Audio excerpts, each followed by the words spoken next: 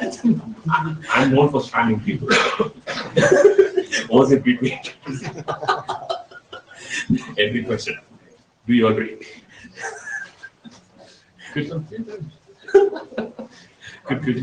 I have prepared the presentation for 5 minutes. lightning presentation. Excellent. I have your slides. What's this? No, don't. So that blows up the research group. Yeah. We have this in the tram in Zaragoza. There is the brake and the throttle, and then there is something like this, Yeah. and there is an iron thing that goes down, a magnet, and then you fly. And then the man has to say, I have been forced to stop, and please tell me if you have any problem. Yeah. Just brings the whole thing in. Proceeding to an immediate halt. Yeah. Hi, we had a lot of invitations for the job. Yeah, it's everything. We try to compare us. Did you manage to go yesterday? Yeah, We'll by one or something like this. yeah. My life, yeah. But they did a good job. There was many people from the IETF. Okay. Many means, maybe 10 people out of 30. But I saw that you sent a new version. You did updates.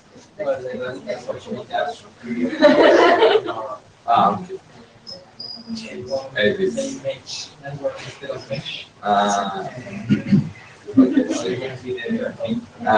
No, just curious.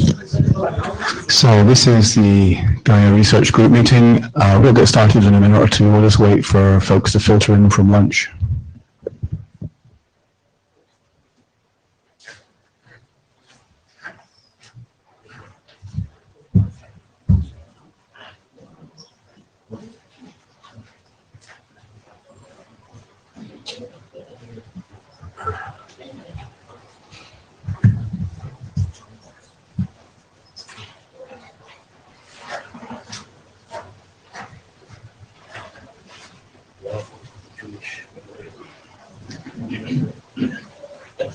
Cheer yourself up.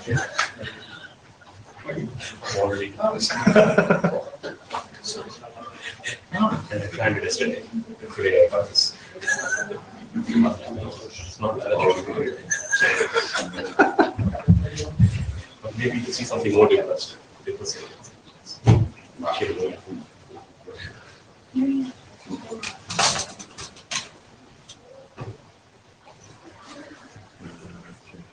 this.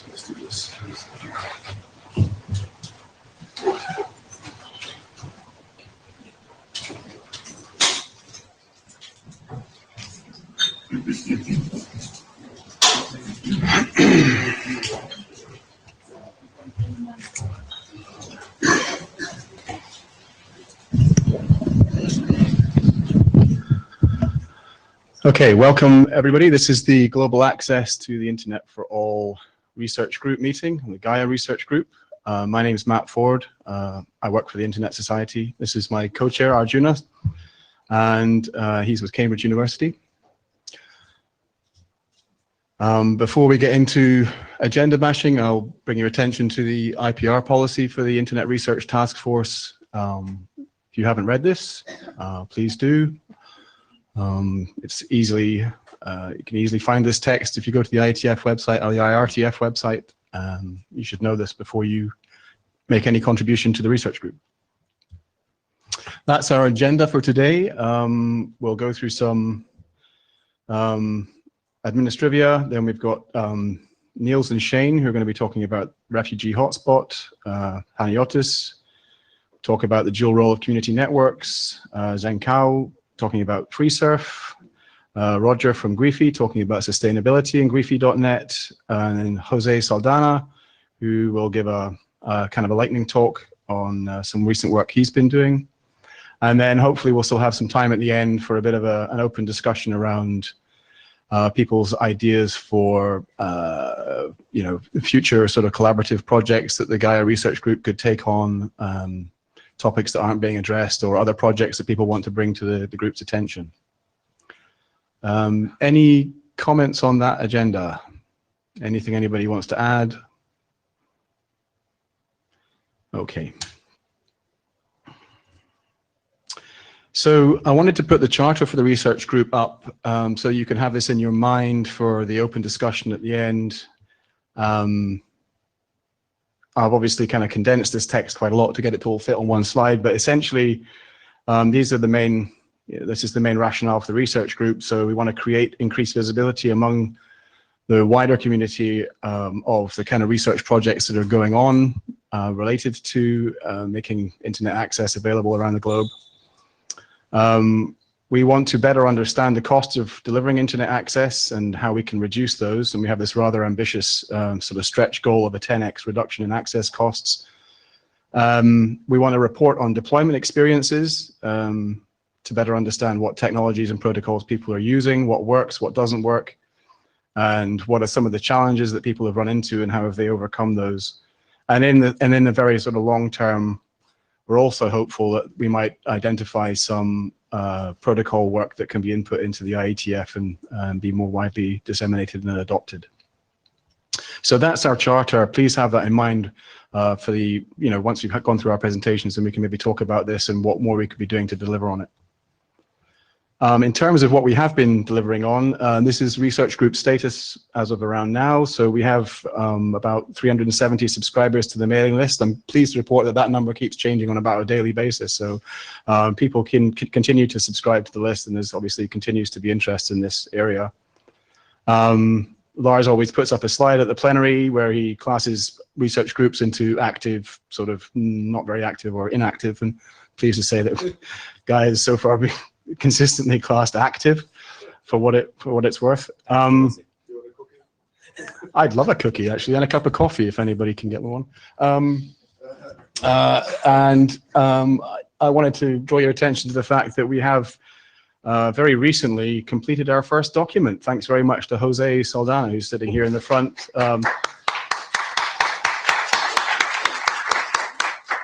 So that's actually a screenshot from the data tracker, which indicates that the status of this ID is in sent to the RFC editor. So yeah, for those of you who aren't sort of or haven't been following along very closely, that was an interesting process whereby we thought we were mostly done on the document, and then lots of folks got engaged with the document and sent lots of comments and useful input, and that indicated that we clearly weren't done with the document. So there was a lot of additional editorial work, new text was written, and I think that has resulted in a much better document. So at the end of the day, that was all worth doing, but it was a painful process at the time, but that's the way it goes. And finally, we presented, Arjuna and I presented the sort of past, present, and future of Gaia to the IAB this morning as part of the IAB's review of this work and their oversight of the IRTF. And I think that went pretty well, and we got some interesting feedback, and we were able to inform them about the work that the research group is doing. In terms of future meetings that we're planning to have, just for your sort of awareness, and if you want to know more about the first of these, you should probably speak to Arjuna, but we're looking to put together a workshop in January next year in Cambridge on community network socioeconomics and regulation. We have often held workshops in conjunction with the ACM Dev conference, and at the moment we sort of expect to do that next year, but there's nothing concrete yet, but you look out for that. Obviously it'll be announced on the mailing list. And we also try and hold at least one research group meeting in conjunction with IETF meetings every year.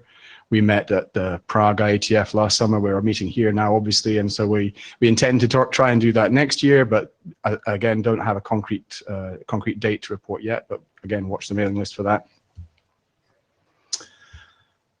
In terms of other future meetings or workshops, these are some of the topics that that folks have come to us with interest in having discussions about. So obviously spectrum regulation and TV white space and other technologies continue to be a hot topic. Censorship's another topic where some folks have shown interest. We'll have a presentation after this short introduction on some work that's going on related to refugees and migrants. I think there's potential for a broader meeting on that topic because there's a number of projects going on in that area.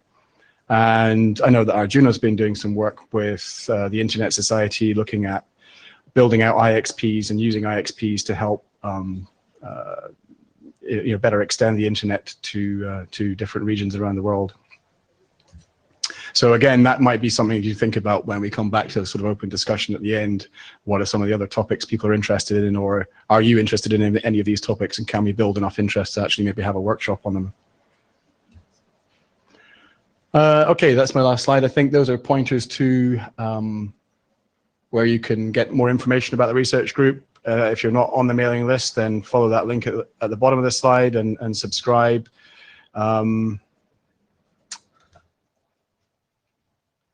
Yes, before I go any further, is there anybody who'd be willing to just make some notes of comments and questions at the mic? Thank you very much. That helps a lot. The blue sheets are going around, so please sign those. And Niels and Shane, do you want to come up here and we are being streamed by Meet Echo, so if you want to make a comment, please use the microphone. This is a small enough room that you probably don't need to use the microphone, but you do need to use the microphone because otherwise nobody on the internet can hear you. Do you have slides? You want me to? No cookies, no coffee. We have slides. And those slides were sent in time, and they're up there. It didn't say I was going to present them. And where's my pink box? Okay, give me a second here. Which of these many tabs? Let's see.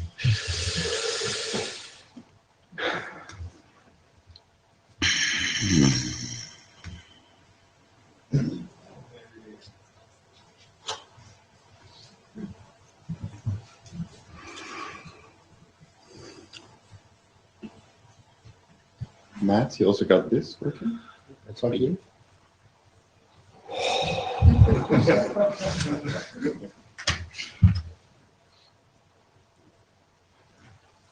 That's the rectangular hole. Does that? Yeah. It's upside down now.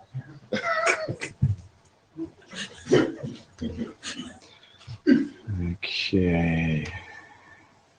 No. So give me a second.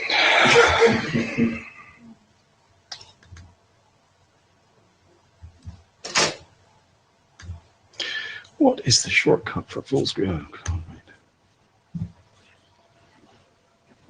I would like to start off with thanking the chair very much for the perfect arrangement here.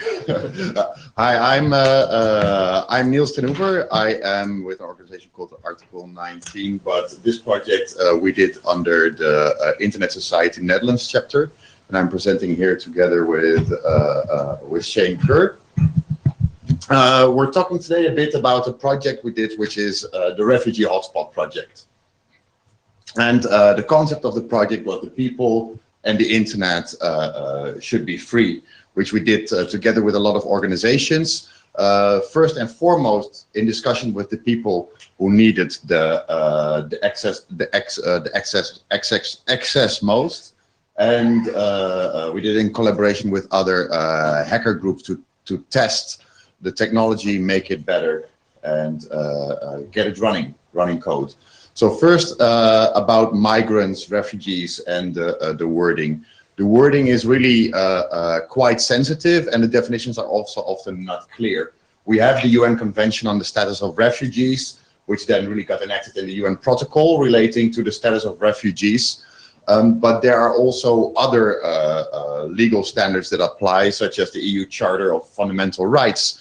And sometimes these things are also in contention with each other, such as the Dublin Agreement, which says that new refugees and migrants should be administered by the countries where they arrive in the EU, for instance. But you also see that many countries do not have the capacity to do that. So they are also found in other places in Europe where they first register, and that then creates an administrative political battle of which the migrants who are in most dire need of help sometimes feel through the gaps and are in a very precarious situation.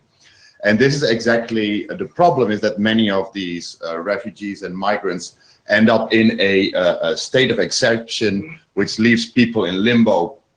So we want to talk about migrants and refugees, because even people that do not get the status of refugee assigned to them from a state are still people we think need this connection, need this most. I'm happy to talk more if you have more questions about it, but I'm not sure how legally interested this audience is, but we can talk more about it. So the situations in the Netherlands where we started to work from was that refugees are centrally registered by the Centraal Orgaan Opvang Asielzoekers, the COA, which has been under a lot of budget cuts recently, because there has been a government's policy to bring back the number of migrants and refugees. They have been relatively successful, so many centers have been closed. Administrative and technical capacity of the organization went down, but then Syria happened, a large influx of new migrants and refugees in Europe, which really caught a lot of countries by surprise, and the organization was not able to scale up very quickly. So normally part of the work of the COA is to provide internet access to refugees in the centers, but because they're overwhelmed, internet access is not necessarily their priority right now. So we initially started talking to the COA and asked whether we could help them improve the access and the connectivity that they had, and they said, well, no. We're working on this and we're rather busy right now. So we tried to come up with a solution in which we could still help people with the need that was actually felt. So we really wanted to provide internet access to migrants and refugees, those who are most in dire need of connectivity, to be in contact with people back home, but also to inform themselves about laws, rules, regulations, process, and also to simply have entertainment value and enjoy the internet as we all do. So we did not directly start away with let's solve this problem with technology. So we really thought let's try to provide people with wired internet access, and that is what we did where this was possible, where people were staying in permanent or semi-permanent centers.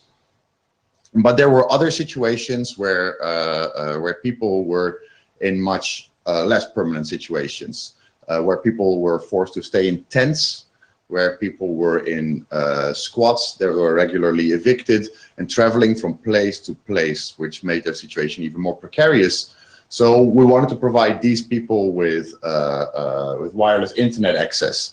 So what we did is that we first start assessing what do these people need, and most of them actually had devices, most of them phones. So they were not looking or interested in having laptops or computers, and there would be definitely a problem also with administrating them. So we also did not want to create an expectation of something that we could not deliver upon.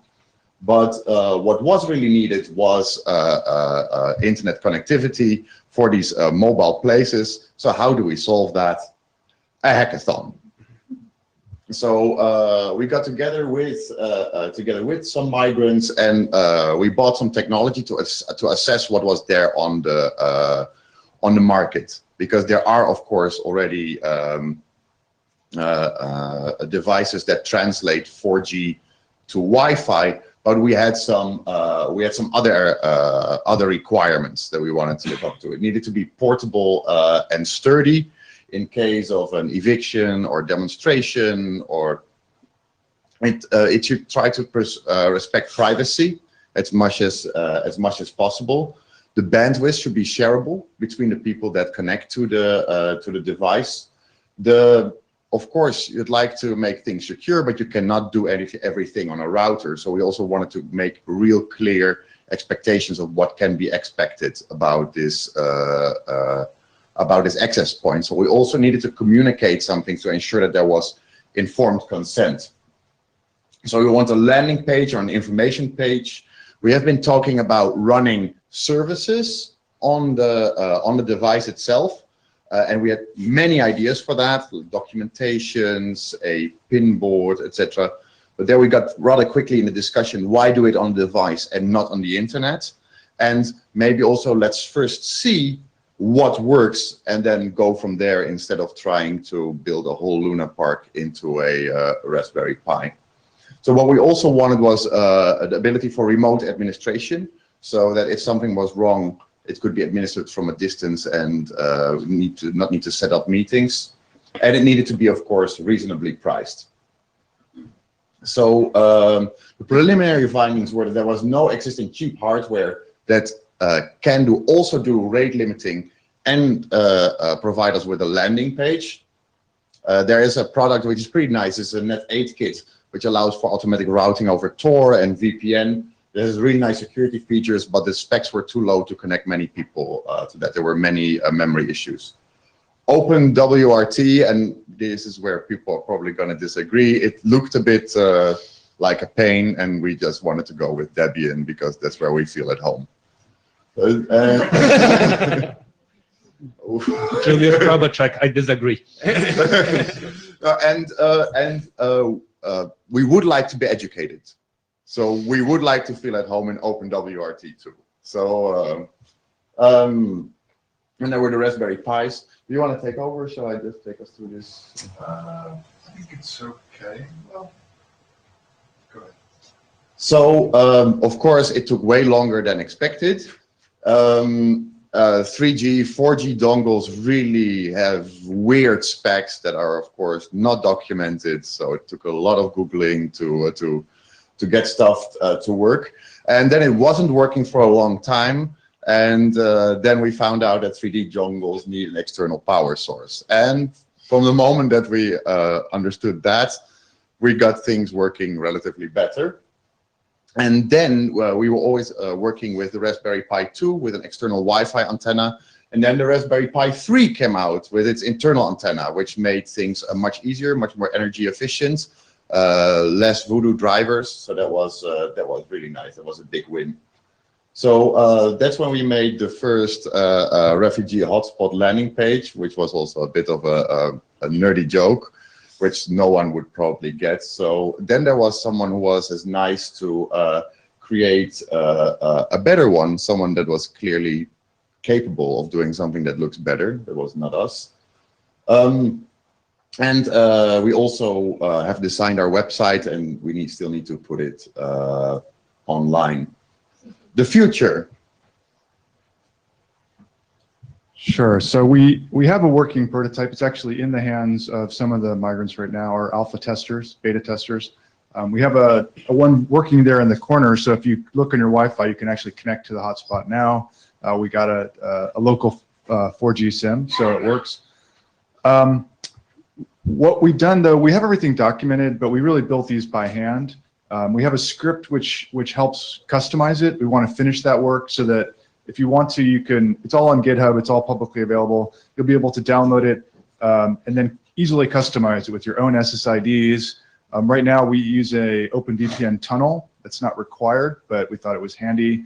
And there's ways to customize the certificates you use there and the users and passwords and all that. That script is, like many things, 80% done. And we'll get that. We want to finish that extra 20%. Yeah, we have a few other technical challenges as well that we want to overcome. I don't know. Are we asking for those later or? Yeah, they are. Okay. Yeah, I don't know if you want to talk about the work with other collectives and things. Yeah. Yeah. So we really wanted to beta test this first. We got an enormous amount of requests from Calais, from Turkey, from people thought, let's scale this. So no, let's first make it work. So that's what we're doing right now with beta tests, that we can support it, we can talk to regularly to see if it really actually works. And then we'll try to scale it a bit closer, but we'll try to use the existing networks of the migrants and refugees to scale it so that they are really comfortable with the technology. So in this collective in Amsterdam is connected with other collectives in Antwerp, Brussels, Hamburg, and Berlin. So we'll hope to organically go from there. And if it then works, then we can broaden it out even a bit more. That doesn't stop anyone from using the code on GitHub though. But yeah. We're also working on a pretty laser cut casing with some makers, and it's turning out really pretty. And this is where the part where you people come in, because there are things that we have not been able to get totally right. Yeah, so because we think it's very important, because this is a political device as well as just an access device, we want to make sure people end up at that landing page before they go through. The same as a coffee shop, right? Our goals are slightly different. We want to make sure people understand the security and privacy implications and things like that. So we just kind of threw together our own ad hoc technology for the landing page, which kind of works, but it doesn't do nice things like redirect you after you get there to the original site you went through and things like that. It also doesn't appear to be triggered on my phone, at least. So we don't know how to do it properly so that Androids and iOS is automatically detected and goes through their normal way so that it's more comfortable for users. So if you have any expertise in that, we would appreciate it. We're also having some technical issues right now. Because we want the traffic to be shared equally by all the users, we do traffic shaping. We worked out the bandwidth rates so that if you're doing web browsing, Facebook, things like that, there's no observable problems. Also, we set it up so you can do Skype and other voice over IP stuff. We think it's important that if people want to be able to contact other people, they can do it with that. However, we scaled it so that you can't do video because, frankly, the technology doesn't support sharing that between multiple users. However, something about the way we set up the bandwidth shaping is a bit funky. It appears to queue in some ways and things like that. So if you have experience with traffic shaping, especially on Linux, we'd love to hear from you, and you could help us out with that bit. Yeah, I guess beyond that, just normal things about anyone with UI experience and things like that would be great. People who want to try this in other environments or try it in your hackerspace or your lab is also cool. And yeah, trying to do weird and wonderful things with it is always good. Yeah. And yeah, pull requests. We actually have an issue tracker. We just use GitHub because it's easy. So you can have a look at those. And if you want to fix one or add one, then that would be great. I guess that's it. All right, thanks, guys. Any questions for Niels and Shane? Yes, I'm Jahan Trembeck. I was wondering, what does your device do? Where is it getting its internet access from? Like, right, we didn't give a basic two-word introduction. So basically, we take a 3G, 4G internet access, just any GSM-based network, right? And then we translate that into a Wi-Fi. So it's a 3G to Wi-Fi base station. So the benefit over using this over like a hotspot on a phone is the traffic shaping? That is one benefit. The landing page?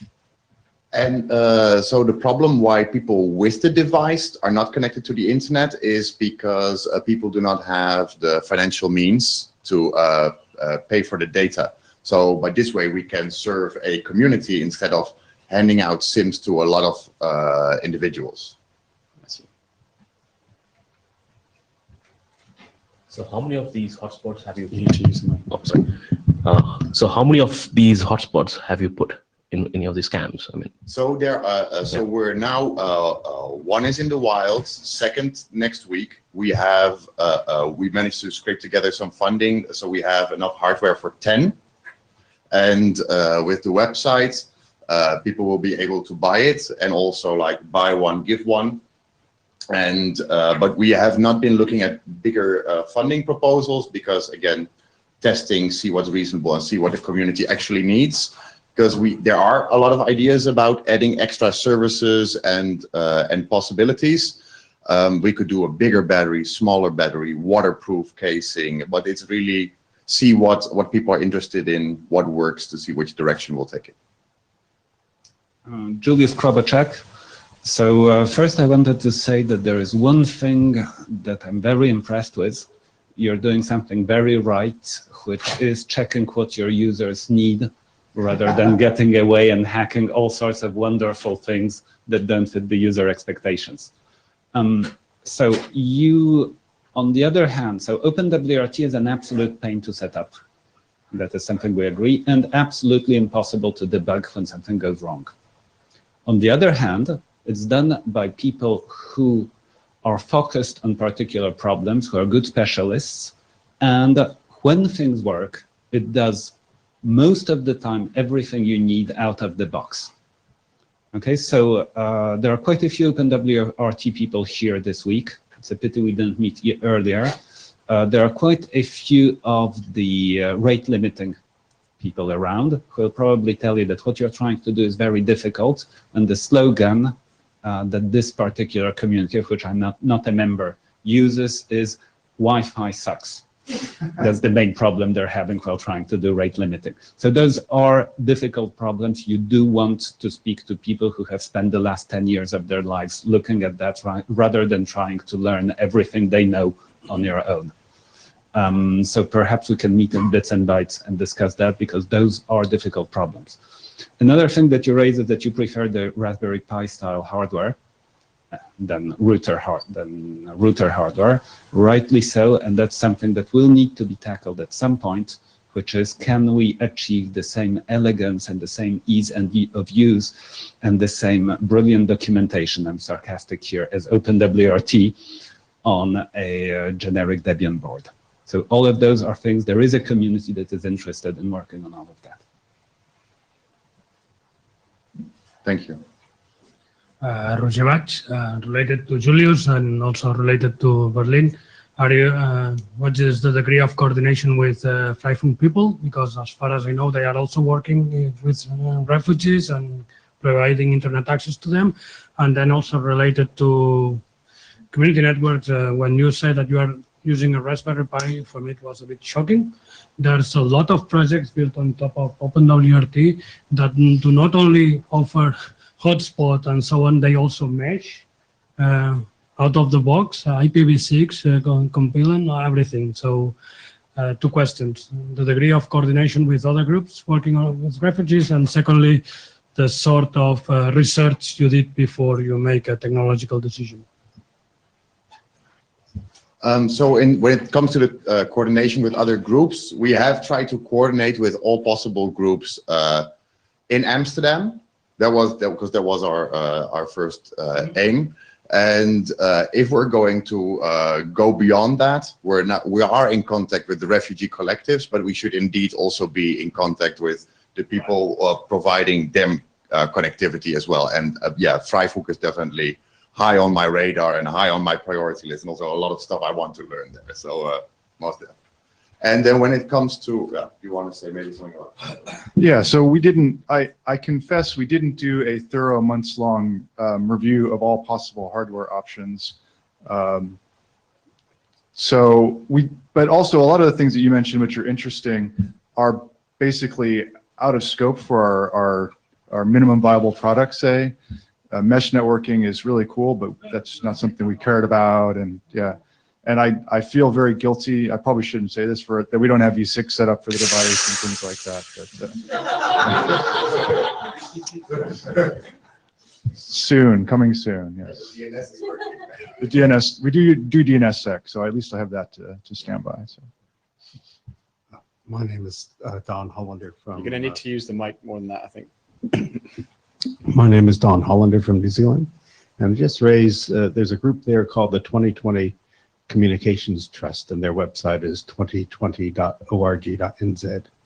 And they do work with refugees in New Zealand, and 2 things to consider outside the technology and the processes. One is they provide training for refugees, and the second is they take secondhand computers from corporations and government departments, refurbish them, and make those available to refugees as well. Yeah, and so our experience there was, if you provide people something with it, you also need to provide the support. And Shane and I both have day jobs, and that did not allow us to do that. So even though I think it would be really useful, that's outside of our time availability, unfortunately. There is something else though that is nice, and maybe that links together a lot of the tips and tricks that you said. Because of this project, there have been people talking to us, and the center in the Netherlands that is responsible for providing unemployment benefits is just changing out their whole wireless infrastructure. So we'll be receiving 400 old wireless access points, and we'll be seeing if we can get OpenWRT and things working on that, and see if we can continue working, hacking, and learning with that. I mean, with 400 access points, we may be able to mesh all of Amsterdam. We'll see. But one last thing, I gave the similar presentation to this, although not quite as good because Niels wasn't there at the right meeting. And throughout the week after that, so many people approached me talking about organizations with related goals and similar interest, that there's a lot of work going on in this area. And I was really somewhat surprised to see in the basically technical networking field how much interest and support there is for this kind of work. So it's good. Okay, thanks very much, guys. Panayotis, are you here? Yes. We've gone down this road. There's no turning back.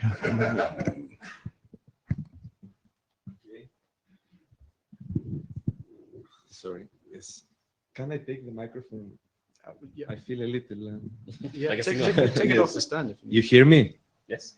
Yes. So, hi, I'm Panayotis or Panos. I'm very happy with the previous presentation because I can quickly say that the last 3 years, my day job was to answer this question: why to have a landing page on the local network and instead of the internet. So I was trying to do this in not only with my old background as an engineer, but contacting urban researchers, activist groups, and in general with an interdisciplinary profile.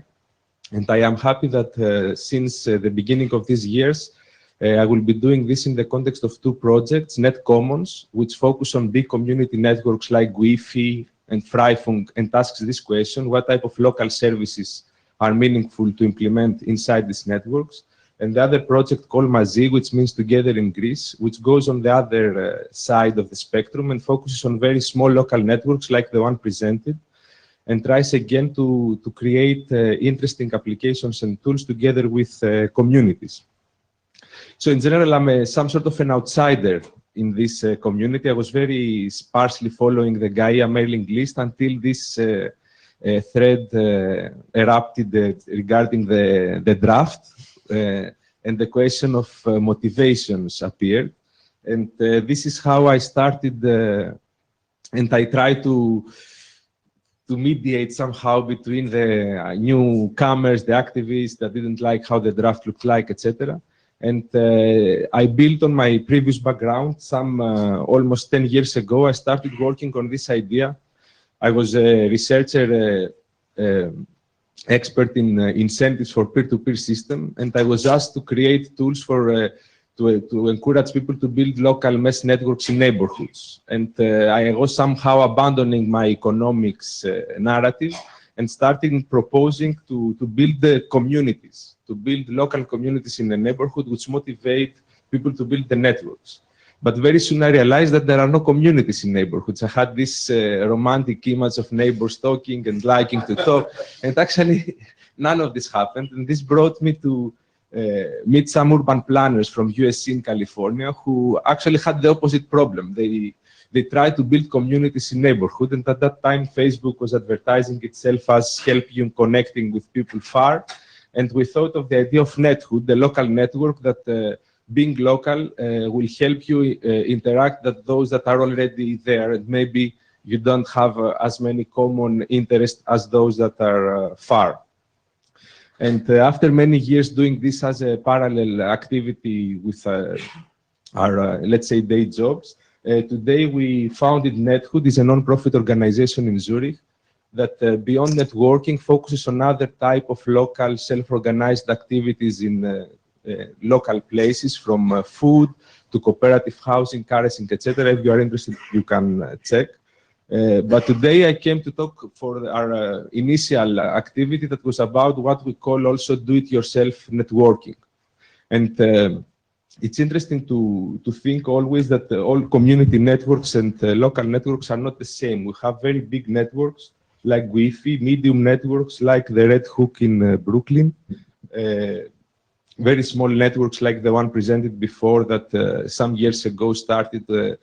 One of the pioneers in this was the Pirate Box, and very dynamic things that like CowlNet or commercial products like FireChat.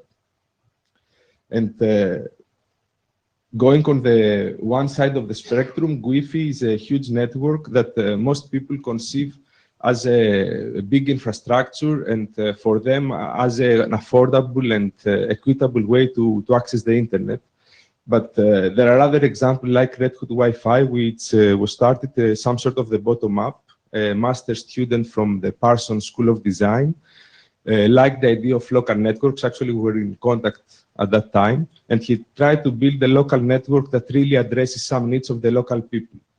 And sometimes the needs are not visible out there to see. So he followed what we call a participatory design process. He talked to people. They wanted a mapping tool. He built it for them. They started using it. It was very interesting because during the Sandy storm, it was used to report on emergencies, etc. So this is some sort of a different perspective, a network built by a few people, but offered, opened to everybody in a contained environment, while other networks are built by many people and they are mostly used by these very people that contribute, sometimes for very good reasons, to help the network grow. And on the other side, there are networks like Linux that are much more contained, and I copy from their website that there is no internet here. And if somebody digs into such networks, the similar is AWMN, they are more like clubs, like community networks. Everybody that is in the network is somebody that needs to have a roof, needs to have the technical skill to build an antenna. And for me, when we talk about these things, it's very important to understand what we are talking about when we talk about a community network. And this is, I have started making a very draft classification on two very important variables for me. One is whether the network is about local services or internet access, or the other axis, I don't know yet how to call it. I mean, I call it introvert and extrovert. Technically speaking, is the ratio between backbone links, let's say, and access network. How many people that are not really part of the community that builds the network can access the network. I don't know if I've put correctly here the different networks, and I don't want to go into detail, but I think it's very important to have these different types of networks into mind, and if we want to improve or go to a certain direction, to keep in mind these two dimensions. And as for my day job, I need 30 minutes to develop the whole argument why I think it's important to have local services, even if the internet is available. It has to do with very practical reasons like inclusiveness, because a local network can be accessed by everybody, even if they don't have internet access, even if they don't know a specific URL. The landing page is a very interesting engagement tool to engage everybody that connects to a network to the same environment. Many social aspects about alienation and how the internet brings people to not care about their immediate surroundings and all these things. Political aspects about participation and ownership. Having a local network could help people to decide how it's built and feel the sense of ownership. Learning about these things and more. And looking at it from the perspective of Gaia, I think it's very important if you make networks be meaningful as local networks, then you can create additional incentives for people to be part of them. And of course, you can always offer access to the internet. But when commercial providers come and offer the internet anyway, if we stay at the internet need layer, then all these community networks sometimes just in practice fill the gaps. And it's also very important to think in which network do they let us connect. Facebook makes the best to offer more and more internet. So local networks, it's also a space of negotiation and understanding of what the internet should look like, what type of applications we need. And this is an image sometimes that we use as a dystopia, where when we talk about local applications, this is an invitation for a local participatory process for people in a specific network to talk about their garden in Argentina, and this is hosted in Facebook. And this might sound practical and easy and everybody's Facebook, but it might be very exclusive. It might be very politically dangerous. I can talk 30 minutes about why this is bad and why we need, when things are local, to make them local. I don't advocate against Facebook if you want to meet with your high school friends, but advocate for complementary solutions if we don't need really global servers in Alaska to mediate the communication around a garden or in a building or things like that. So we try to create this complementary thinking and try to create tools for just local services to be easy to deploy and design by non-experts. What is very interesting for me is that it's not the technicians that can solve this problem. You can always put an Etherpad and on cloud and say, hey, they don't use it. They don't care. But it's not so easy. You know, the devil is in the details. All these successful services like Twitter and Facebook, they have hundreds of people behind thinking about different details. And we need the similar level of devotion to make local services really designed for local needs. We need to engage local people. We need to engage other type of experts in addition to programmers to understand this new environment. And as I often said, these things were not how we did things in the past. If you go to food or other things, in the past, everything was local. The local food store, the local bookstore, this romantic image. But for the internet, we started with the global.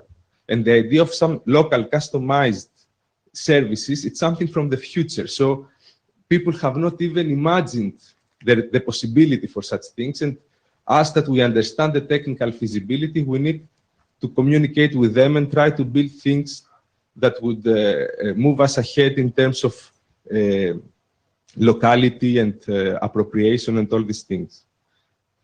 So the question is how, and this is very complicated. Again, I don't will go into the full argument, but I think it's very important, this concept of scaling through replication, to have a suite of very self-hosted open source applications, a local global community that solves problems like the captive portal, and we can all reuse it, and there's some sort of knowledge and feedback of how things work in different environments.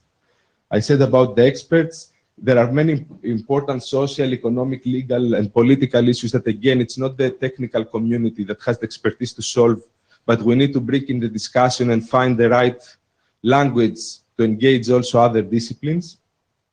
It's very important for me to create links with other similar commoning projects. People that work in community networks, sometimes maybe they have next to them a cooperative house project or a rune park gardening project that share the same principles, but they don't even talk to each other. And I think it's very important to interconnect these things and help them see the possible complementarities. So yes, our objective is to build toolkits and make this process as easy as possible for the non-experts. And I think it's time that we can start thinking, as I said, sometimes outside the internet. It's very interesting, and you always find very cool people that like this discussion. So I have made many good friends just talking about these things. So we all do, we do this, we are very happy to do this with some funding. Sustainability is another important problem because all these things are very costly, and how you engage people in things when they don't have free time, they don't have resources. We have 2 European projects, Mazi and Net Commons, big budget, so we feel very responsible and somehow stressed on to what extent we can do such a thing that is not perceived as a real need today. And on the one hand, Net Commons focuses a lot on the various supporting, let's say, aspects of a community network, from economics to law. We have lawyers, we have urban social and media studies scholars, we have political theorists, computer scientists, and we have specific case studies that are close to us. Roger and the University of Catalonia are part of the project, and through Roger, we are very close to GUIFI. We have partners in Trento that are very close to Linux, and other partners that are very new into this domain with legal and political theorist experts. And then Mazi follows a completely different perspective, focusing on specific communities. One of them is Prinzessinnen Garden, and this is why I'm here, because we had the launch of a new local network in this urban garden that it's 2 metro stops from sea base that I was yesterday. And it's very interesting that the people from sea base don't go to Prinzessinnen Garden. Prinzessinnen Garden people don't go to sea base. They hate technology. They don't want to make their garden into Starbucks, as they say, and people to go inside and check Facebook. But when they understood that there could be a network, that it's local, that they can design, they can control, they can shut down if they want now to people to stop using their smartphone, they immediately got engaged and they started thinking of possible applications that they would like to have in their garden. And we started with an interesting interviewing tool, because they have created what they call the Neighborhood Academy. They want to bring movements from the city to learn about their experiences, and they will create a local network that will store in a very easily browsable way interviews from people, and they will create some sort of archive of knowledge that they are very happy to say that people to access have to go to their garden. And this is one of the big advantages of local networks, this, as I call it, de facto physical proximity, that requires a new thinking and a new way of design that none of us knows yet how to do, but I really think that we should try and insist and understand, because the stakes are very high, and it's very easy to end up in community networks offering access to Facebook. Thank you. Thank you, Panos. I had a question.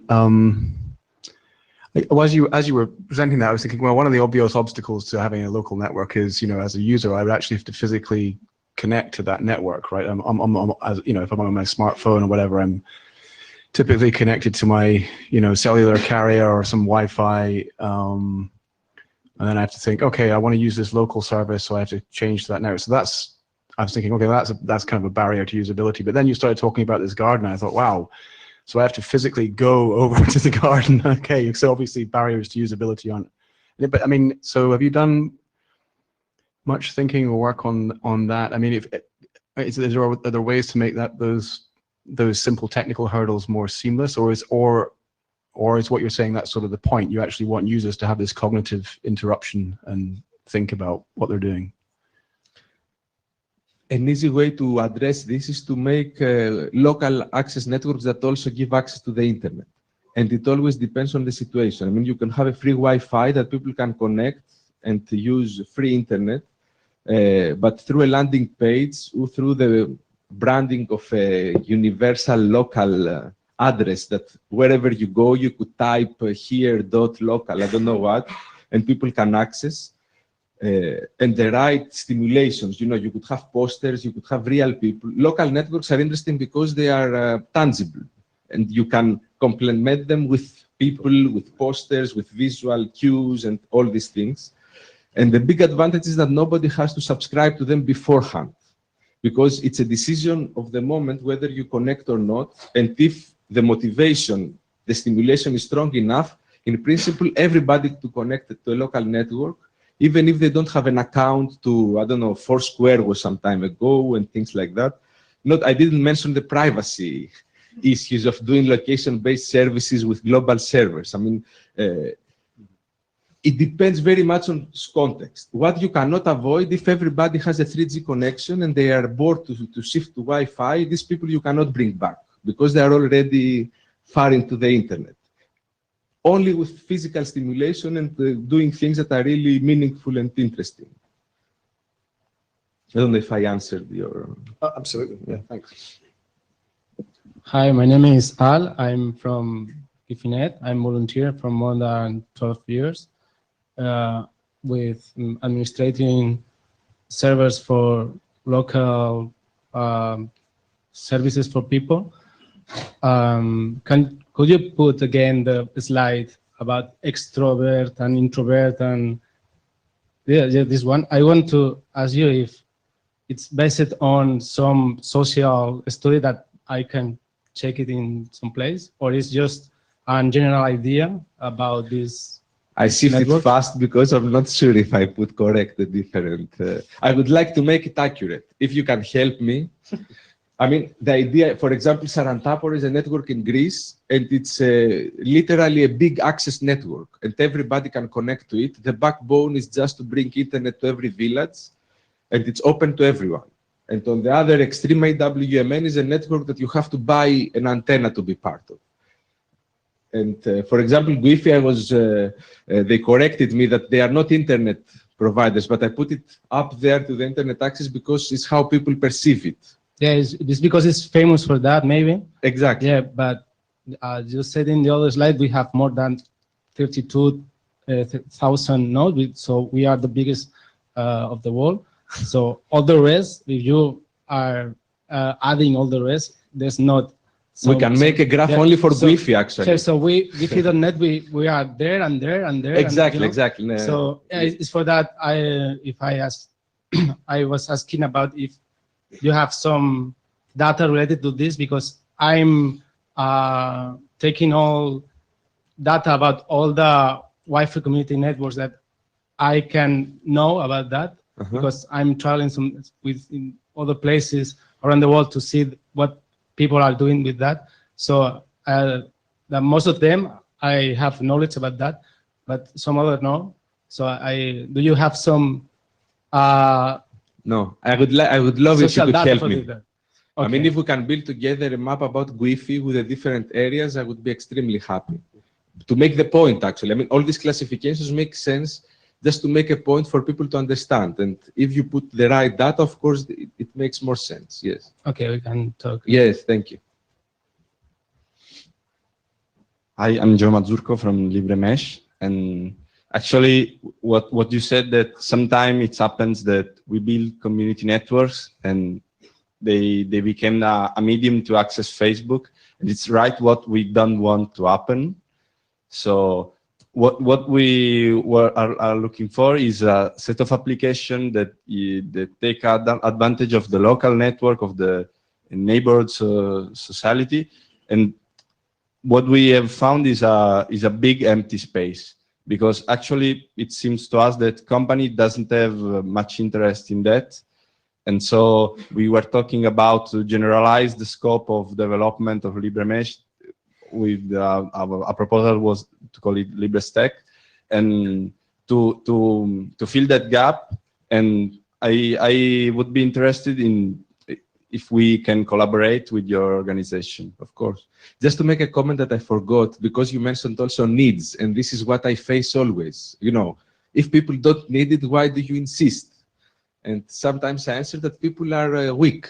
I mean, you know, the marketers of products don't think like this. They create needs, and we have to face a huge machinery that creates the needs of people, and people can get addicted, they are lazy sometimes, and collaboration requires a lot of effort that often we don't do it, but if we do it, we like it. So it's a little bit of a dilemma for me, whether one should insist to go to directions that people are not ready there to go. And this is why I mention other initiatives, because there are people that do collaborate, and we could start from them. There are neighborhoods that have very engaged communities, and we could see what they need and start building such networks from there, like consider them like our beta users, let's say. And then when the product becomes more attractive and more sophisticated, try to push it also to places that people are more far from such logics. Anyway, yes, we should certainly collaborate.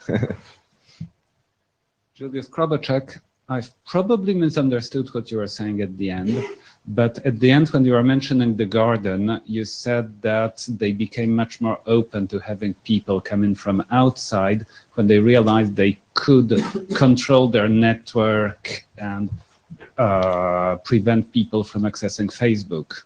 Are you actually arguing in favor of the kind of network where the operator decides what kind of websites the user can or cannot access, or did I misunderstand? No, I don't say that if you have access to the internet, somebody should decide to which side you should go, but I would advocate for the right of a local website that It's not exists. a website, it's a network. Yes, a local service, call it as you want. Then if you have many of them, you could have some sort of service discovery or negotiation. I would advocate for the right to offer local services without the internet and motivate people to use them. And we are subject to such motivation with every captive portal of the airport, the train station. So when we go to a train station, before accessing freely the internet as we should, the train company brings us through a, let's say, lounge, a captive portal. And my big design space is this captive portal. What could be there, what should be there, and who should decide what should be there. If the internet is not there at all, for me it's fine. I don't think that every space should have internet to offer a local service. I think it's a very slippery slope. I would be interested to help. Hi, my name is Guido Iribarren from Maltermundi. My question would be, like, in my experience, I saw a difference between making a local service also available on the internet, which takes a little bit more time. If the network has some internet connection, but is limited in a way or is directly not available to end users, but there is connectivity, then it adds value to the local service. To, for example, if it's an XMPP server, to take the time to make the proper DNS records and make it transparent for the user that if it's on the local network and internet connection is gone, it will work. But if internet is running, then it will also be able to connect through 3G or in other places. My question would be if you agree with that, like this project or this stack of things has this vision as well, or is focused on local service and not even thinking about internet connection? No. This insistence of local is just to create a balance. Of course, if the internet exists, we can use it and we should use it. I don't advocate against the internet. What I'm saying is if things are local, we should be allowed and we should be creative in thinking of local services, because there are also specific characteristics of this locality that we can use in the design of the applications. So of course, you could have even intermediate things. You could have some sort of internet access for authentication or for other things, and have some only local interactions when it's about input.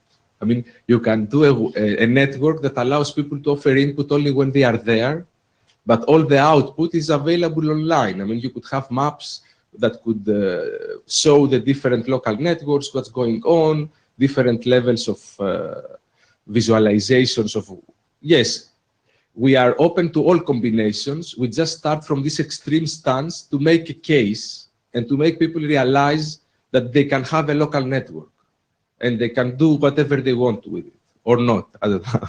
This is a very interesting discussion. I mean, we are not, how can I say, we are not religious in any respect, but we want to create options. And sometimes the internet does not exist. And there we are all, I mean, it's crazy into today when the internet falls, not to be able to send an alarm to your neighbors that something going, I mean, it's crazy for me, even from an engineering perspective, that we don't have such networks to act as backups, for example. Sorry, yes, I got carried away. I gave a second talk. Thanks. Jose Solana from one question. Well, it's just a suggestion. These days we are looking in, at least in Spain, the people are crazy with the Pokemon game. I thought to make a joke, but I thought it would be too trivial. Yesterday I saw some people here also. Could this match with your idea of a local thing? Because people in fact go to the places or to a market to attract people to your market with a game, and if you have not the internet but the local network there, it can also be interesting, even for having less delay with other people in the same place, or but it's just a use case or a something that can fit. What can I say? My reaction is negative to these addictive games, and but of course, if people want it, I can. So yes, I could imagine such games running on local servers for speed, for resilience, but then it depends who designs them, for what purpose. For me, the local network creates also this political negotiation process. I mean, having a local network, you are more close to those that own it, and you can negotiate politically of what such a network should do with its data. And I mean, this server, we play here, and the servers are, I don't know where. It's crazy for me that we have such location-based things that are managed by so remote entities that we don't know what they are. Thank you. Well, thank you very much, Panos. Thanks. Our next talk is from Jen Chow on FreeSurf. So good afternoon, everybody. So I'm Jen Chow. I'm going to talk about FreeSurf, which is application-centric wireless access. So I'm from Huawei now, but this work was actually working with Professor Panicos and Jürgen while I was working in University of Hanover. So I start from this slide because it is a pretty good example of my work here of FreeSurf, because when I'm traveling each time on the Deutsche Bahn, so I'm not rich enough or generous enough to pay the costly Wi-Fi offered by the T-Mobile. But in the meantime, I still want to serve the applications, for example, Facebook or even Google Plus or even LinkedIn stuff while I was traveling. So it would be, I think everybody would be very like to have this capability to just authenticate to the network just using their service provider's account, so that they can just free serve this application. I believe those applications would like to pick up the bill as long as I'm a customer of their side. So this slide actually explains why this could not happen, because this is a traditional setup of public Wi-Fi networks. Basically, it consists of three parties: the users, the operators, and the service provider. Normally, the users will pay something to the providers in advance and get a credential from the operators, and then it can be allowed to use the service provided by these SPs.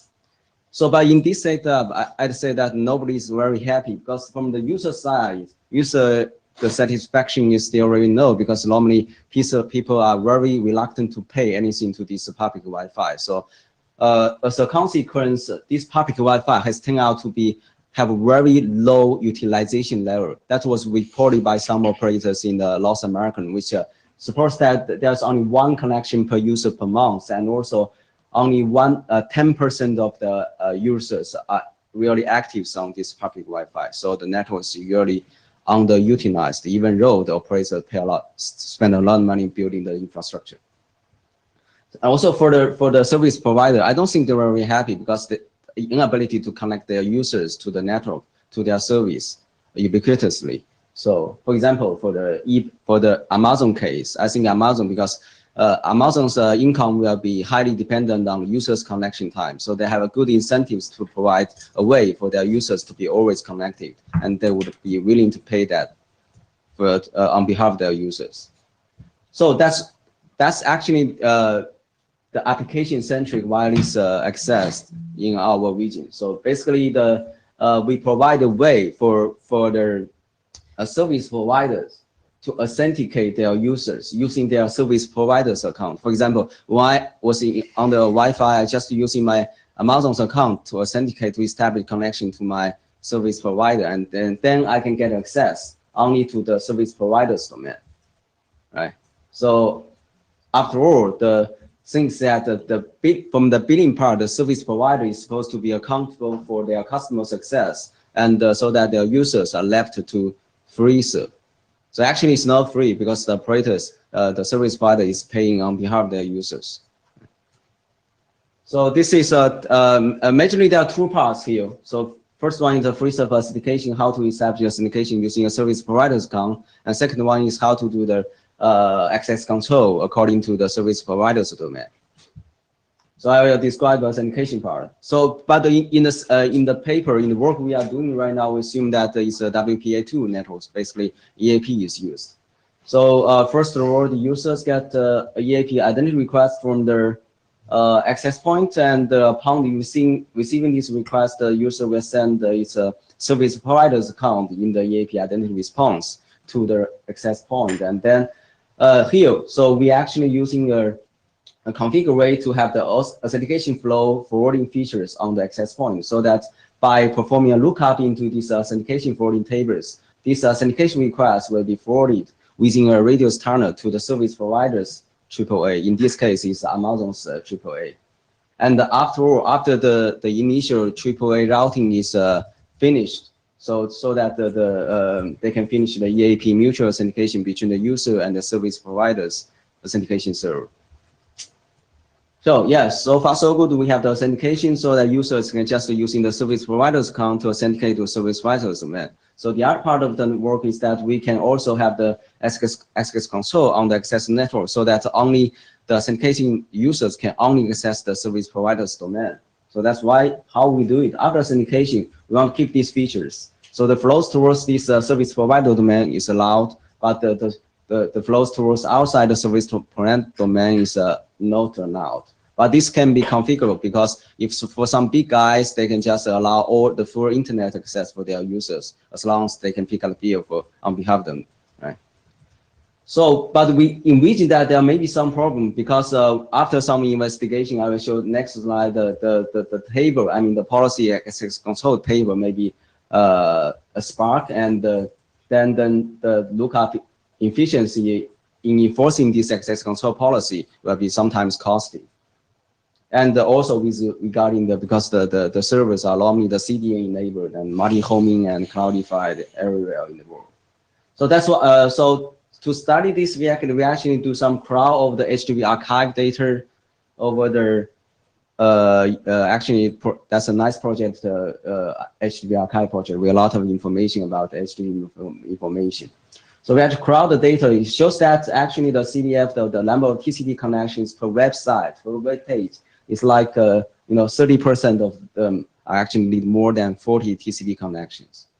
And also we also have the data in the paper that shows that the number of TCP, the domains of the per website, and for the full web page and for the mobile version of this web page. So basically it shows that this may increase the table size for the policy-based access control, and so that in the paper we also discussed how to use the blue filter to access the lookup in enforcing this access control. But I'm not going to talk a lot about this in this talk. We also have some discussion on how to lower the false positive here, and also the impact of false positive. So let's recap. So basically the free serve consists of two parts. The first part is the authentication delegation that generally supports the service provider to authenticate the users to their service provider domain, and also the policy-based access control domain. So it allows the user, authenticate the user to access the service provider domain afterwards. But nicely, it can also support the direct mode and broker mode. I think direct mode is more, useful for the big guys who have, who are more rich to pay for their users to a whole internet access. But broker models can be aggregated small service providers so that they can enjoy the feature of the free serve together. So in order, actually, we want to show that how evaluate how the authentication delegation scheme we proposed in this work has impacted authentication efficiency, and how does the policy-based access control impact the overhead of the access control points. So actually, we're building something like using the host APD as the authenticator, and also we have the data plan using the OVS, and we have the POX using the FreeServe controller, and we do the authentication. So we actually place two AAA servers. One is in the AWS, and the other is local AAA server within the LAN, so that we can show that how the difference will make with the things, with the setup. So in the evaluation, we basically show that in FreeServe authentication, we actually add a minimal increase in the authentication delay. So we actually we checked both the EAP TTLS and the EAPP, which is widely used for the WPA hotspot. And also we evaluation we shows that the blue filter actually promotes the lookup efficiency for the policy-based access control. Actually, the lookup efficiency is quite constant with the number of entries in the flow table.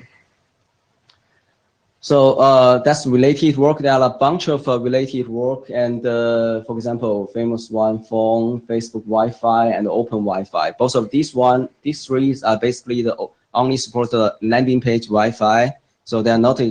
I don't think they are extensible to the EAP-based WPA hotspot. And for the Facebook Zero part, so basically, that it has some collaboration with the mobile operators, so that if you can just visit the spatial URL of the Facebook, so that the data amount associated with that transaction will be waived from the data bill of the users. But that's for that's happening on the mobile side. But for Wi-Fi side, I don't think anything is happening right now. And also the number of collaboration operators of Facebook Wi-Fi has been fixed to 15. And in most space, almost in more space of in the world, you cannot use it anymore. And but actually the ED-ROM is quite similar here, but because it's EAP is for basically it's for WPA hotspot, and also they are doing some things similar to what we are doing because they have the AAA routing. But the different thing is that the AAA routing is kind of there's a triangle routing of the AAA message instead of in our work we are doing the direct routing from the access point and with the help of authentication flow table on the access network. Excuse me. Sure. Julius Kroboczek. Are you saying that Eduroam does triangular routing for all user data? Or not the data, but for the authentication task, it's a triangular routing. For the authentication Yes. data. Okay. Here are the key takeaways. Basically, FreeServe supports the SP-sponsored data access. We have the authentication using the authentication flow table forwarding, and also we have the policy-based access control for the features like to allow the service provider to have some control of the data amount used by their users. And there are more challenges ahead. For example, the authentication resumption in case of the mobility and roaming within the Wi-Fi networks, and also the how to allow the service provider to update the policy on the access node dynamically. Yeah, that's pretty much what I want to talk. And thank you for your time. And if you are interested, please check our GitHub page to find the evaluation code and the paper. Johan Trembeck, I was wondering, don't you think that the sort of the censored internet access will be rejected by users? Because censored to a single service provider. Because I remember when I was very small, there were, I think it was called like CompuServe and Excite, and there were these sort of walled internet network providers. Sort of it was kind of like the internet wasn't the internet. And when the actual internet became more widespread, they went out of business. So I think that a lot of people may spend a lot of time using Facebook, using Google, whatever other services, but everybody always has some other website they would like to go to. And I think that having hotspot restricted so much will cause people not to use it. Yeah, that's a good comment. So what I've said in the talk, actually, I was talking about for this for these big guys who are rich enough, they can just allow a full internet access. That's no problem for your case. Yeah. Justin Dean, NRL. I really don't take this personally. I really dislike this whole idea. It's hard to argue with giving something for free, but it's kind of carrot and a stick. You're giving people something for free, so they don't want to pay for it, and they get used to using it, and they can't use something else if they want to because there's not the critical mass of people who are using something else to use made-up services. I could see somebody like Hooli buying services everywhere, and then I'm stuck with their crappy platform instead of using Pied Piper. That's an example. We might know. Yes. So I can agree with you, but you know, the things that I think for these guys who want to provide access for their users, I think they're good guys because compared to the operators that stand in the way, I'm in favor of this service provider who would like to provide free access to me because that's a temporary use. For most of the time at home, I can use my broadband, and so that's a complementary case that actually didn't require you to use free service every day, every time, right? I'm Gioacchino Mazzurco.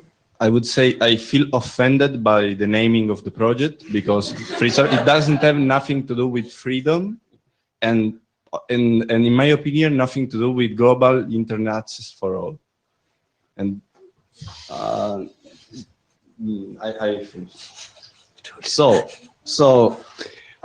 from some aspect, I didn't agree with you because I don't agree with you because this doesn't say that some service providers will provide this to you.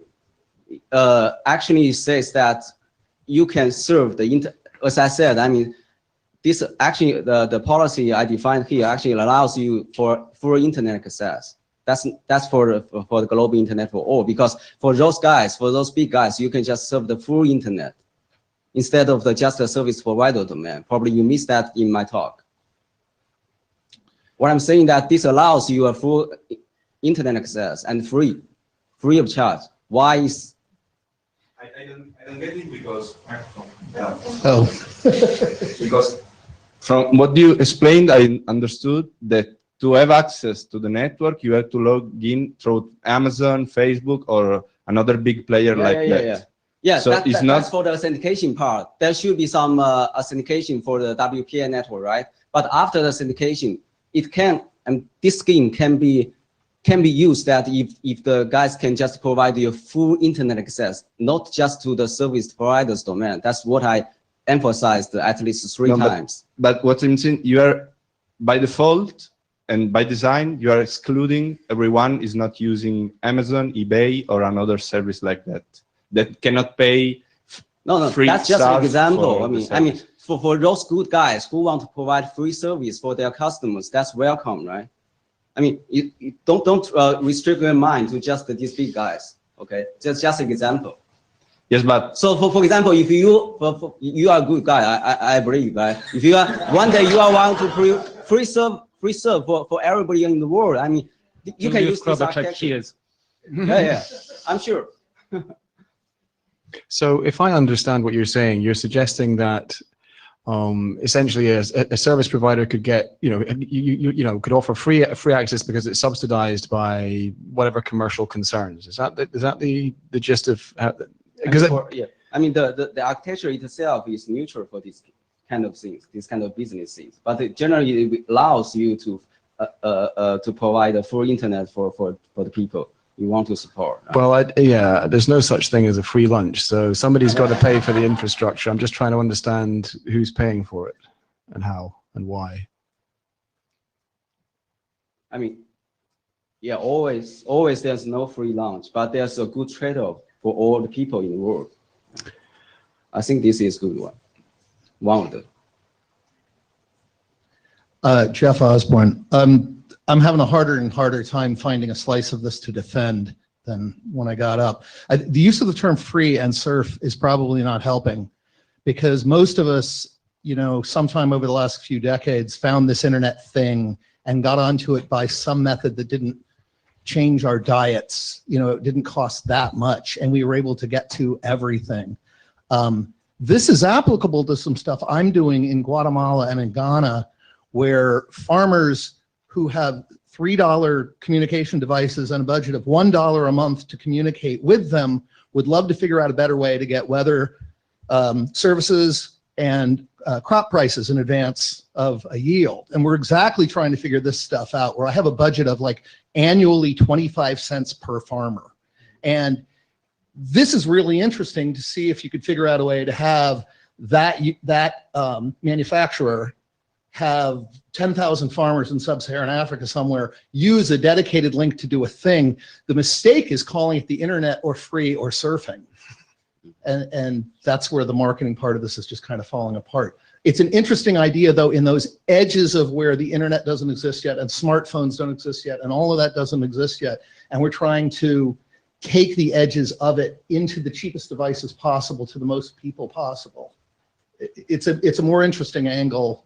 Yeah, I mean, it's complementary, right? I mean, what you providing more cheap device for the users and the cheaper internet for everybody. That's that's for the daily part. But if you're on the way, you are not using your device, you cannot take it anywhere, right? For example, your broadband. It's all hard, but anyway, it's interesting. Sorry, did you say your name? Christian Flaherty, Internet Society. So I got a clarifying question. So what you're offering, it's like sponsored access. So as long as you've got an account with any of the sponsors of the project, then, for example, Amazon will pay the network that is providing you the internet access, full internet access for you. So that would be a way to subsidize the community networks if they would like to add that model to their authentication. So eventually they can receive some money from companies. Is that correct? Yeah, yes, that's part of it. And it could be optional for them, so they can either offer it for free, or if anyone has a sponsor because they've got an account with someone, they can receive additional money. Okay.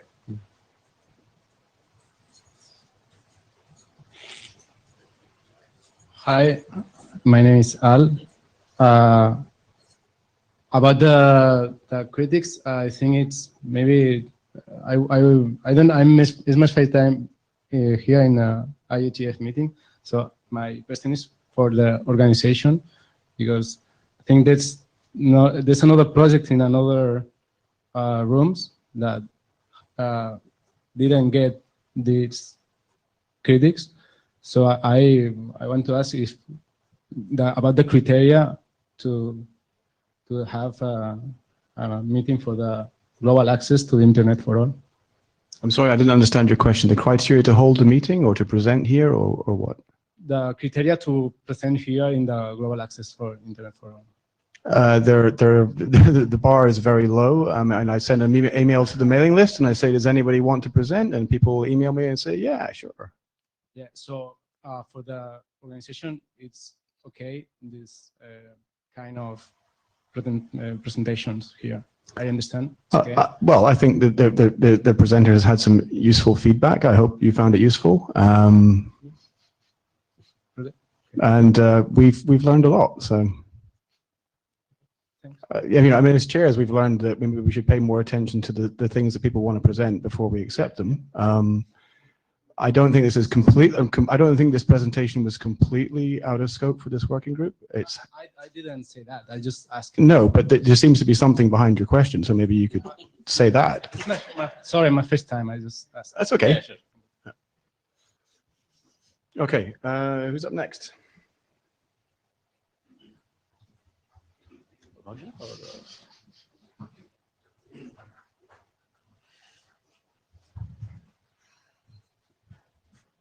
I'm looking for Roger. Okay.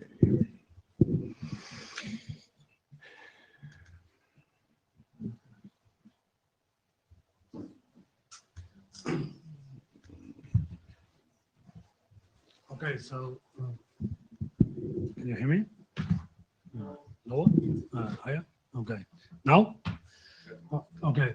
I'm here to present how we want or how we are making GIFINET sustainable, and to present, but at the very end, some preliminary results we got after 2 years of practicing, putting this into practice. But I will also give you an overview of what Gifinet is not as a whole, but towards the economical aspects, which we think it's important to make things sustainable. It's nice to give free, open, neutral, etc., but it's better if you can even give it at a competitive cost. So the introduction is just mentioning what community networks are. From my point of view, one of the problems they are facing nowadays and how we react to this as Gifinet. Then I will present the theoretical framework, and after that I will give you an overview of our experience, followed by the conclusions. Community networks are networked infrastructure that are built as a common pool resource. So this means that people, organizations pool their efforts and time and resources to build this infrastructure network, which generally they are presented as open, neutral, and free.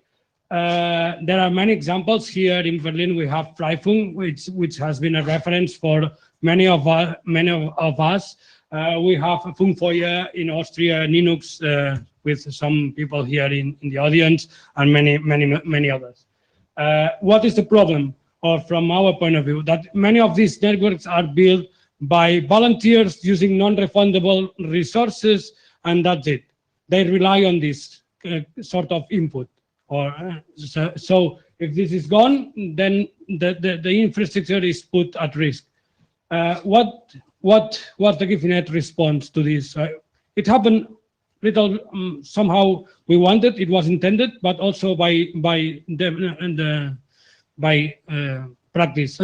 So we wanted to enable, or even both, because it was happening by default, the professional activity. Professional activity is always keen to make money, and especially if they can benefit from already existing infrastructure. So it's not only about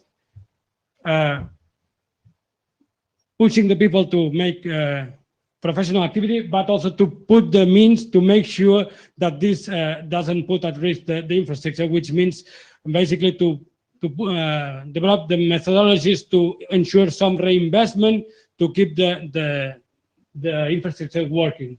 Because what is the problem of these common pool resources? The depletion. This is a common threat which has been studied from the academia by many other people, many people. So what is the theoretical framework? We have basically in telecommunications, we have three layers. We have the physical infrastructure, we have the operation layer, and then the services layer. Users are always looking for services. The layers below should be transparent to users. The literature has identified many models, from the vertical to the fully horizontal. And we put another model here. We say that we deploy the infrastructure and we do the operation as a common pool resource. So here in these two layers below, the operators cooperate to build this infrastructure, and it's at the third layer where they compete to get customers. Okay, and this is basically what we propose in Gifinet, to have this to merge these two layers as a common pool resource, and then let the operators compete for customers. And because this is an open network, we can also have community services on top. So what are the benefits of this commons model? Well, it increases efficiency by stimulating cooperation. It prevents duplication of efforts and resources, and it facilitates economy of scale. For instance, we are paying just one RIPE NCC fee instead of all the operators participating in Gifinet. Not all, because many of them could not afford the fee, but some of them. It maximizes the degree of freedom of choice by the participant. They can do it themselves because the network is still open, but they can also go to the professionals. And from the professional perspective, it equalizes the business opportunities because the network is open. So from the very beginning, they join the network, they can access all the participants, so they can offer all their services to all the participants, regardless their company size. and it lowers a lot the entry barriers, because this is commonly one issue: how expensive it is to start a business in the infrastructure. When I'm talking about telecommunication, I'm referring to the infrastructure field. So it's good also to have a professional activity in your network, because they have SLAs with their customers, so they rely on the infrastructure. So this is a way, if you put the correct means in place, to ensure that they will take care of this infrastructure, to update it and keep it running. And we have to do everything, all this, keeping our principles in mind of freedom, openness. Okay. So as I said before, what is the most or the problem of the common pool resources is the depletion, and here we have the tragedy of the commons example. So we have and this is rather well known or has been studied in other fields, basically regarding nature resources. But when we step into technology, those people who are doing studies in other fields, they feel a bit scared, maybe because they don't understand. So this is why we decide to step in and try to understand their works and bring them or learn to implement them in the technological field, like the infrastructure, telecommunications. So what is our experience? Well, we are seeking sustainability by design. So when we find a problem, we try to rethink how we are doing things to solve this problem, but also in terms of scale. The solution should solve this problem and 10 times bigger problem. We are based on the commons concept. We are not against the free market, but we have some restrictions. We don't want to be speculative. So if somebody deploys a fiber, he has not a better position to against another competitor because he was the first to deploy. We are promoting sharing, and according to the fair trade principles, people must be paid for their work. There are many other things that I could go through, but I want to present this here. And this is what we call it, the governance stack we are building. And these are the most important pieces we have built in GIFINET, which is basically to have a license. Many other community networks do not have a license. This is something that has a lot of controversy, especially, for instance, in Freifunk. They are reluctant to license. But think about software. Free software, there is free software, but generally free software uses licenses. And this is somehow, but not exactly the same, what we are doing with the network. If we have a license, then we can start building a stack on top of it, because it's enforceable. And this also means that you need an authority organization, which means a sort of centralization, which I know that Freifunk people hate. But I'm pretty familiar with your approach as well. But well, this is our approach. And then we find these the economic critical tools at the top of this stack.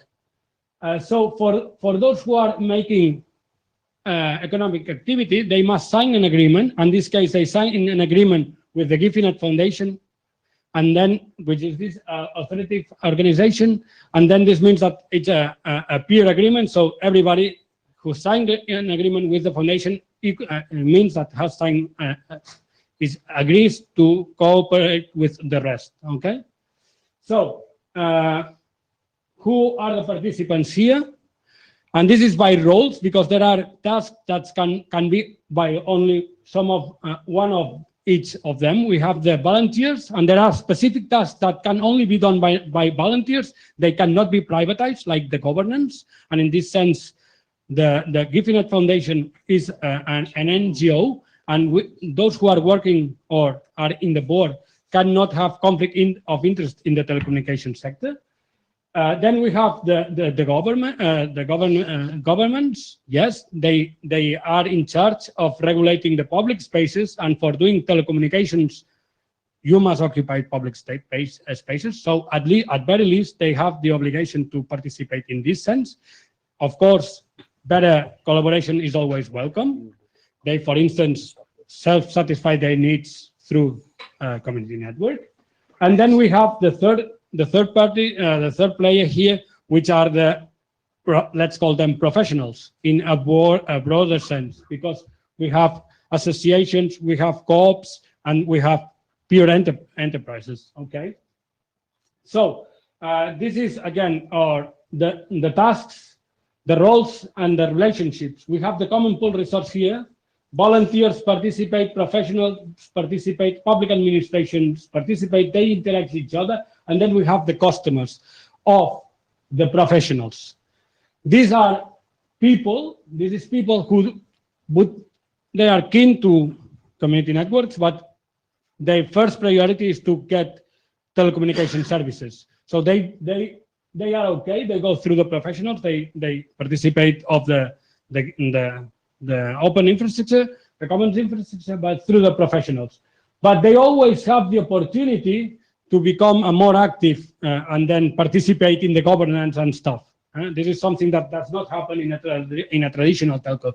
You cannot go there and say, hey, I want to attend the next board meeting, for instance. And you can do this with us or in GIFINET. So these are some of the tools which are critical for the economic sustainability. And basically what we do is to share costs according to some metrics. And this is basically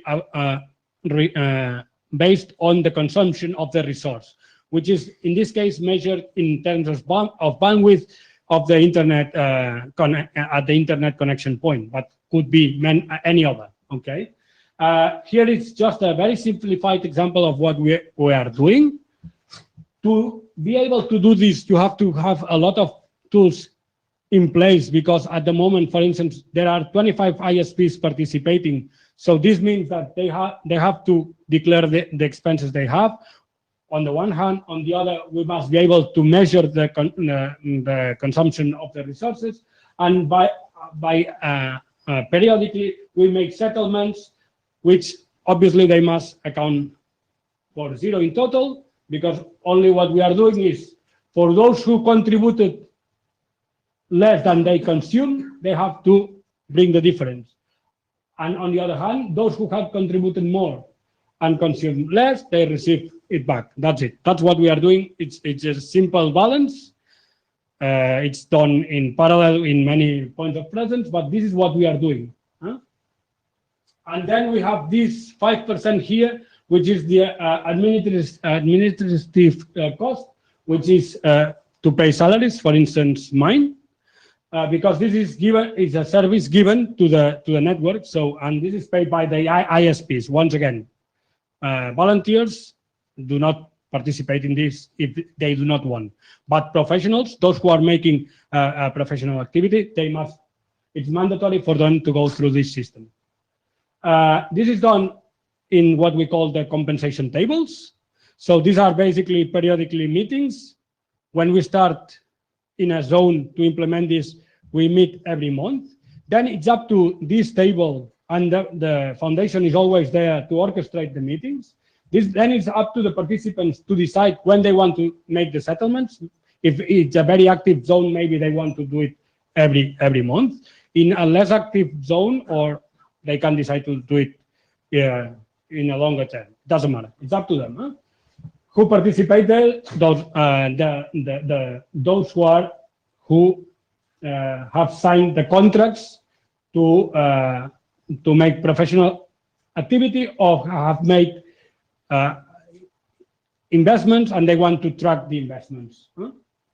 And the foundation. This is another piece, very important piece, is how the customers issue their bills to how the providers issue their bills to the customers. And we have implement a standard bill for the customers, where they clearly must declare which part goes to the commons and which part goes for their operation and profit. And for those for this part of the bill, which is goes to the commons, we also oblige them to declare what goes for capital expenditures and what goes to operation expenditures. And for this, it's fixed price because we are gathering data of the cost of this, and then we are splitting this based on the balance sheet I presented before. And these are the numbers we are using now. So everybody who is a customer is receiving a bill with at least these amounts per month, okay? And this is how this is reinvested, because, okay, everybody is willing to issue bills, but then how do you use the income you receive? And this is the key. And the OPEX, and here you cannot see it, the CAPEX is used to pay investments, to return investments, but also to expand the commons again. And the OPEX is used for the operation of the infrastructure. The results, as I said, we have implemented this since 2 years now. In 4 zones, we started in the area where Gifinet was born in Usona County, and then so Usona is here, the first, and also in Lluçanès.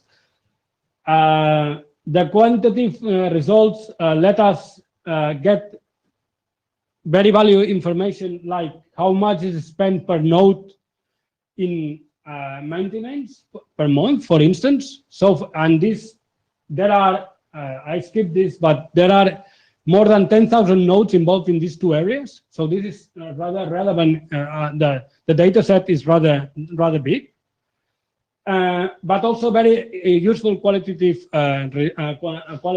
results.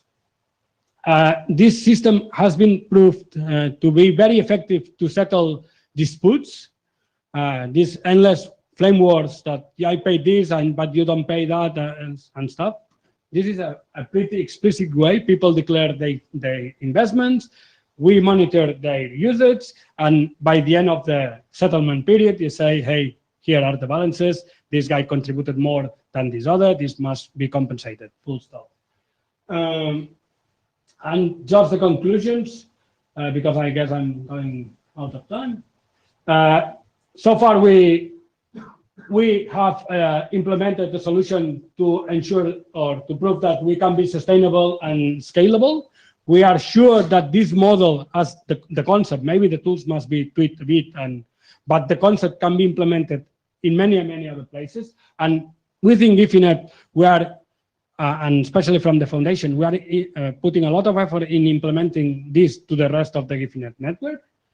As I said, by enabling professional activity within the commons, but putting in place and making sure that the tools needed to ensure reinvestment, respecting the community network principles, and as I said, or we already saw, this increases efficiency, which means that we can leverage professional activity in places where the traditional telcos are not interested in investing. For instance, many European rural areas that are left unattended, and we are, for instance, or not, when I say we, not the foundation, but the ISPs are deploying in many rural areas where there is no alternative, deploying fiber, I mean. And we are applying this basically to fiber, also Wi-Fi, but basically to fiber. So that's it. Questions, I'm happy to answer. Thanks, Roger. Any questions for Roger? And where are the blue sheets? And raise your hand if you have not signed the blue sheet. Can we get the blue sheets to the people with their hands in the air, please? Thank you. Just Julius Krobacek, just a quick question. What's the scale of Wi-Fi? What is the scale? So you gave us 2 areas with 10,000 nodes, but what is the total size? This in total maybe close to the half of Gifinet. So this is 15,000, 20,000 nodes. It also helped us to discover a lot of hidden nodes. Officially, Gifinet has about 30,000 nodes, but professionals were deploying a lot without declaring infrastructure. So at some point, we thought that these 30,000 nodes was something that active nodes was declared in the website, but there were at most 20. 1,000. Through this experience, we have released that probably it's the other way around, that there are more active nodes rather than they are declared in the website. Why now professionals are interested in declaring nodes? Because they can recover the investment.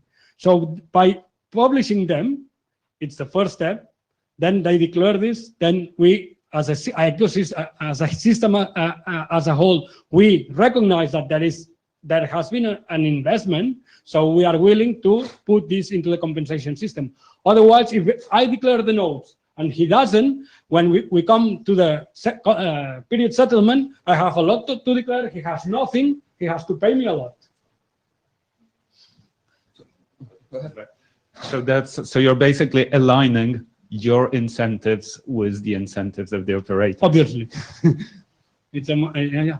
Exactly. President Party, my question is along the same line. So there's a percentage that is volunteers, a percentage that is professional, and a percentage that is common pool. So sorry. The common pool resource is the network infrastructure. You don't consider them nodes. The nodes, the infrastructure mean basically nodes and links. Nodes, physical possessions, and links, the telecommunications infrastructure connecting these physical positions. But they are part of the nodes that you included in Some of the nodes are contributed by volunteers. Some of the nodes may be contributed by public administration. Some of the nodes, or not nodes, not only nodes, nodes and links, some of the infrastructure may be contributed or is contributed by professionals. And it's just through professionals that customers get access to the common pool resource. But this is, let's say, an exception, or it's good. It's also good to have this relationship. In other community networks, this is not allowed. Actually, they remove all this, or probably they remove all this, so it ends up in becoming just volunteer stuff. Yes, I was clear. So there are like 3 different groups of nodes. So do you have the players? Let's call them players. 3 different type of players. Do you know the percentage of nodes that you currently have with each of them? How many are volunteers compared to the one that are making money? So it's like, is there a balance? It's most of them volunteers? Or? And this is changing. At the beginning, IFINET was almost everything was volunteer based. This was in 2004. In 2005, 2006, the first professionals appeared. Basically, what they were doing at that time was to make professional installations. This means that those who wanted to be connected but didn't want to climb to the roof paid somebody else to do so. Afterwards, these people and these professionals or others start offering services, basically internet access, because at that time, the internet access was by a proxy. So what they were doing were to Roger, we are running out of time, so if you could answer the question as directly as possible, that would help. How many are volunteers and how many are married? I'm saying this because it's changing a lot. It's moving from 100% and now maybe we are 80% of professionals. Sorry. That's okay. I'll keep this brief, but so if I understand correctly, the major difference between Quifi as it is right now and a traditional commercial ISP is the governance and corporate structure? Totally. The model. Which has a lot of implications. Like that you can be part of the governance structure. Just a quick question. How do you monitor that the providers do not over-report their investments in order to get, so they don't game the Because this is done in public fora, which other ISPs also participate, and they take good care of evaluating that this is true. Okay. Thank you. Okay, thanks, Roger. So I think Jose is going to give us a quick, if I can find it.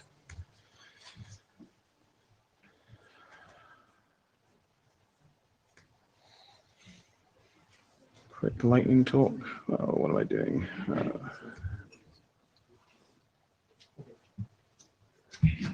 This is a lightning presentation about this project. The name is Y5. It's an H2020 project, 3 years, and now we are just in the middle. the idea is to add some advanced features to low-cost Wi-Fi access points. The name of the project is What to Do with the Wi-Fi Wild West. Well, that's the idea is to propose an architecture based on an integrated set of smart Wi-Fi access points to efficiently reduce the interference and between Wi-Fi access point and to provide optimized connectivity. So, and also to develop new business models for this. The solutions must be able to run on the operator's access point, on low-cost access points. And we have selected OpenWRT, which is, yes, I agree with you. It's also, sometimes it's a bit difficult, but after 1.5 years, we have more or less been able to deal with it. If you have some questions, we can answer your questions if you want. Julius Krobacek, I wish to object. So, and we are not also considering modifications to 802.11, so only doing things on top of that. These are the use cases: airport, train station, or here, this would be the same use case. A dense apartment building with the different access points belonging to different people, but in the same place. Large homes or multiple access points in the same property, picocell street deployment, and also this called community Wi-Fi, like the phone model or the POS model. I think is the creating 2 SSIDs and 2 virtual LANs for one private and one other public for the use of other people. And we are developing these solutions, and we are sharing the code here in this GitHub repository. So if you want to have a look, or if you want to contribute, you will be more than welcome. The objective is to have an open source and low-cost platform supporting the advanced features you may find in enterprise grade Wi-Fi access points. So we are trying to do these kind of things like frequency planning, load balancing, seamless handover, transmit power control, intelligent packet grouping or frame grouping, or different measurements in the network. Always keeping in mind that the solutions have to be scalable. And I have put here just an example. The idea is not ours. In fact, it's from a paper of Technical University of Berlin, just 2 kilometers away from here. Thank you very much to these people. The solution is called Odin, and we are extending it. The basic idea is that we have a central controller with an OpenFlow SDN controller, which creates virtual access points, light virtual access points, which are a kind of software things. Well, in fact, it's a set of MAC addresses that are here. So when my smartphone connects to this access point, it sends the frames with a MAC. If another smartphone connects to the access point sends with another MAC. And the controller moves the virtual access point. The virtual access point travels with the client. So my smartphone will only see a single access point, even if it's moving from here to there. This is very good because you don't need to reassociate the smartphone, and you can have very fast handovers between access points. Julius Krobacek, I think you do need to reassociate, you just don't need to renumber. Sorry? You still need to reassociate. I think you just don't need to renumber. Number? It's just a technical renumber, change IP addresses. No. Layer 3 is not aware of that because it's always here in the same MAC. So there is also here a DHCP server, and the controller knows all the DHCP assignments. So your IP. You don't need to renumber. No, you don't. You do need to reassociate at the MAC layer. Okay. You reassociate. Well, no. In fact, this one doesn't associate. It doesn't feel that it's associating. Let me show the next slide. we have. We are out of time, and we are between everybody in this room and cookies, so you need to speed up. Okay, this is the last slide. This is the access point origin, the destination. This one feels that this one is going away, so it sends a publish saying I am losing this station, and the controller moves the virtual access point here, so the station just fills a channel movement, a channel switch. It receives these CSAs messages, but it doesn't. It isn't aware of this. This is the result. This is every 30 seconds we are changing the channel, and we are just losing a small number of packets, but the delay doesn't increase in the channel switch. This is with an online game with Quake 3. Well, that's all. Okay, thanks very much, Jose. We are at the end of our slot here, which means we don't have any time for you to tell us all what you think we should be doing next. But the chair's email addresses are easily identifiable on the website. Please send feedback either to the list or to the chairs if you have thoughts about any of those topics I suggested for future meetings, or documents that we could be working on next. I think one of the strong contenders for that is some documents, or at least a document about some of the deployment experiences we typically hear about in these meetings. So that's one avenue we might be pursuing, and if you'd like to contribute to that, then obviously please let us know as well. Do you want to add anything? Okay, thanks very much.